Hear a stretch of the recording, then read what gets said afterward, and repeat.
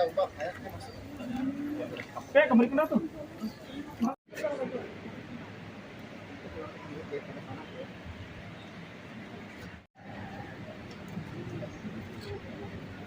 Emang ya, karena ada jambulan juga.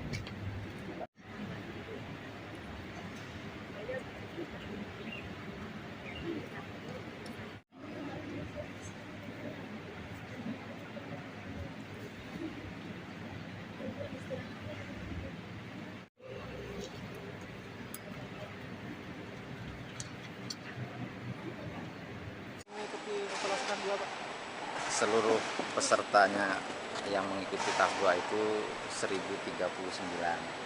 Nah, dari 1039 itu ada satu kelompok yang tidak ikut tes tulis kayak kemarin, yang hanya melalui penilaian kinerja sebanyak 51 orang.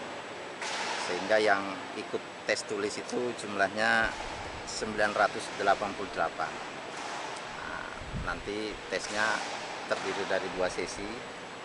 Sesi pertama tadi sudah selesai, itu dari kelompok yang S1. Nah, itu jumlahnya 587. Nanti sebentar kita akan mulai lagi 10.30 sesi kedua dari kelompok pendidikan SLTA dan Diploma 3 jumlahnya 401. Untuk kelompok yang tidak ikut tadi sebabnya apa ya Pak? Mereka kelompok ada di jabatan yang 3 itu tadi, sopir, tenaga kebersihan, kemudian petugas keamanan, jaga malam itu kan. Dari tahap 1 kan mereka tesnya ikut juga, tapi hanya melalui penilaian kinerja dari PD, karena mereka ini syarat pendidikannya tidak disyaratkan kualifikasinya, sehingga mereka ini ada yang non SD, ada yang SD, SMP, ada juga yang pendidikannya tinggi, tapi karena jabatannya di kelompok itu, maka kita tesnya melalui penilaian kinerja. Sehingga yang ikut tes ini, tes tulis, hanya yang mereka-mereka yang mengisi jabatan dari kelompok pendidikan minimal SLTA ke atas. Kalau untuk tes pertama dan kedua ini ada yang membedakan apa sama aja Pak? Tadi maksudnya tes pertama dengan yang tahap 1 dengan kan yang tahap yang pertama kemarin Pak sama yang hari ini ada membedanya lah Pak? Ya, sebenarnya sama tes tulis juga, cuman mungkin soalnya kita ganti. Jadi di tahap atau di seleksi tahap 2 ini kita membuat lagi menyusun lagi soal yang baru untuk tes tulisnya. Prinsipnya sama, tetapi pada tahap 2 ini mungkin kemarin petanya kita sudah melihat, jadi kita susun kembali soal sama, tetap di kelompok SLTA 1 jenis soal, kelompok D3 1 jenis soal, dan kelompok S1, sehingga ada 3 soal, ada 3 kelompok.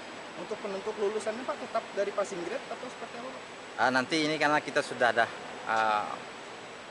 pemetaan kebutuhan, akan disesuaikan dengan kebutuhan, sehingga nanti mereka ini akan mengisi kebutuhan tadi berdasarkan peringkat, tetapi mereka yang sudah bekerja ini sebelumnya atau ex-tekon itu tetap dinilai kinerjanya, sehingga itu yang akan menjadi salah satu pembatas.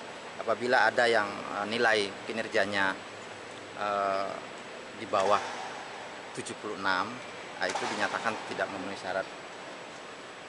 Pak, berdasarkan hasil pemetaan kebutuhan real itu berapa formasi Pak yang dibutuhkan? Nanti kita ditetapkan. Pak, kalau dilihat dari hasil tes yang kemarin kan yang tidak lulus ada 1041 orang.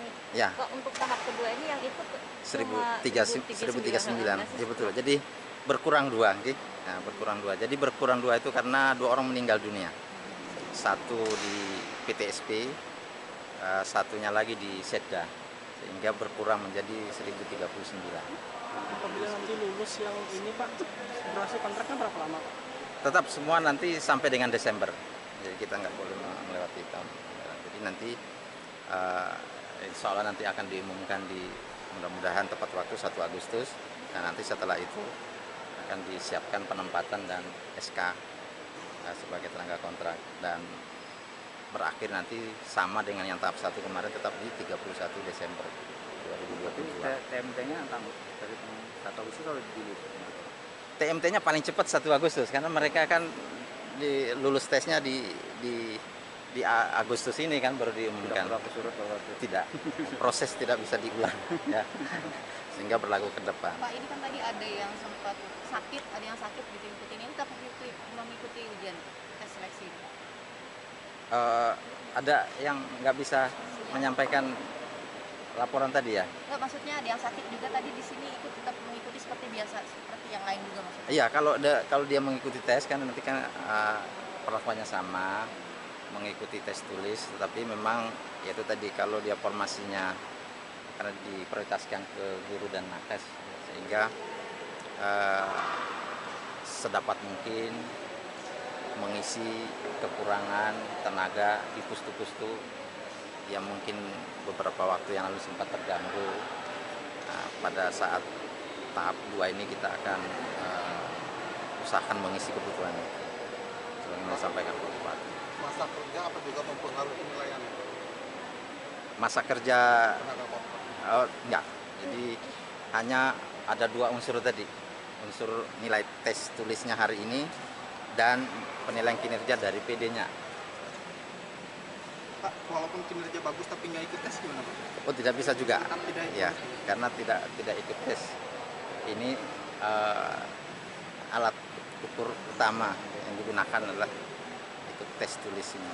Nah, kecuali kepada mereka memang yang tadi tidak disyaratkan ikut tes. Tadi kan ada 51 orang tuh. Pak, tadi saya lihat peserta ada yang bawa anak, memang diperkenankan ya Pak?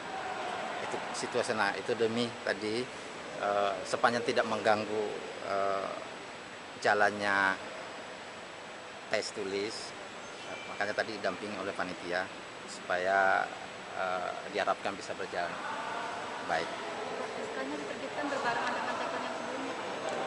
Nanti kita lihat. Jadi yang jelas ini mereka ini kan paling cepat Agustus karena kan nanti diumumkannya